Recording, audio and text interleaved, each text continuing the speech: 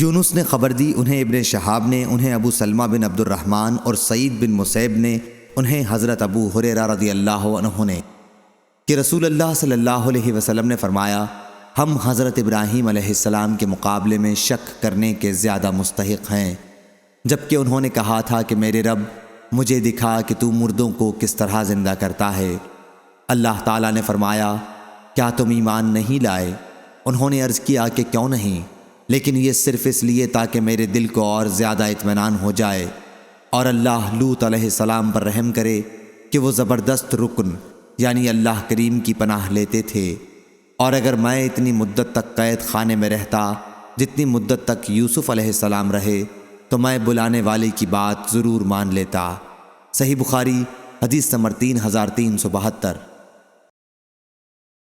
سلمہ بن اکو رضی اللہ عنہ نے بیان کیا کہ نبی کریم صلی اللہ علیہ وسلم قبیلہ اسلم کی ایک جماعت سے گزرے جو تیر اندازی میں مقابلہ کر رہی تھی۔ حضور صلی اللہ علیہ وسلم نے فرمایا، اے بنو اسماعیل، تیر اندازی کیے جاؤ، کیونکہ تمہارے بزرگ دادا بھی تیر انداز تھے اور میں بنو فلاں کے ساتھ ہوں۔ راوی نے بیان کیا کہ یہ سنتے ہی دوسرے فریق نے تیر اندازی بند کر دی۔ حضور صلی اللہ علیہ وسلم نے فرمایا، کیا بات ہوئی، تم لوگ تیر کیوں نہیں چلاتے؟ انہوں نے عرض کیا، یا رسول اللہ، جب آپ فریق مقابل کے ساتھ ہو گئے تو اب ہم کس طرح تیر چلا سکتے ہیں؟ اس پر حضور صلی اللہ علیہ وسلم نے فرمایا، مقابلہ جاری رکھو، میں تم سب کے ساتھ ہوں۔ صحیح بخاری حدیث نمبر 3373۔